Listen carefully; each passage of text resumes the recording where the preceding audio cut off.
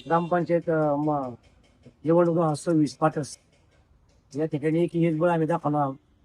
Ward क्रमांक 2 मधून आमचं एक कोणतरी हुकमी एक असेल, आम्ही आज ते नाव जाहीर करणार नाही, पण येणाऱ्या काळात आमचंच असेल हे आम्ही ठामपणे सांगू. आज आमच्या गोलीवस्ती या ठिकाणी सर्वात म्हणजे 70 वर्षापासून रस्त्याचा अतिशय गंभीर असा मोठा प्रश्न आहे.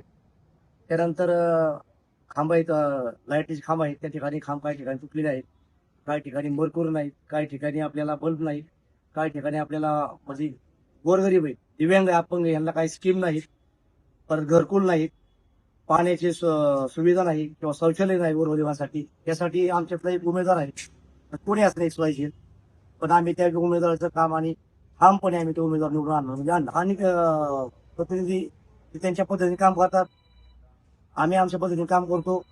ते त्यांचं येणं जाणं चालू आहे, ते आमच्या संपर्कात आहे, आम्ही त्यांच्या संपर्कात आहे. म्हणता येणार नाही की ते आमच्या संपर्कात नाही किंवा ते काम करत नाही किंवा हे होत नाही. फक्त आमचं त्यांना भूमिका एवढी ठाम की बाबा हा जो आज पावसाळा चालू होत आहे, रस्त्याची जी दुरवस्था आहे, रस्त्याची अवस्था आपण सर्वांनी पाहिली आहे. ही अवस्था बिकट झाली आहे. लहान मुलं, वयोवृद्ध माणसं त्या ठिकाणी जर पावसाळ्यामध्ये डॉक्टर म्हणलं तरी आमच्या खेडोपाडी गावात येत नाही, वाड्या वस्ती येत नाही. कारण का रस्त्याची अवस्था बिकट आहे. पावसाळ्यामध्ये टू व्हीलर घेऊन जायचं म्हटलं तरी रस्त्यावरती जाता येत नाही, साधं चालता येत नाही. लहान मुलांना तर बांधावर जावं लागतं. अशी दुरावस्था असल्या कारणाने आम्ही ग्रामपंचायत निवडणूक 2026 पाटस वार्ड क्रमांक 2 मधनं अतिशय ठामपणे निर्णय घेतलाय.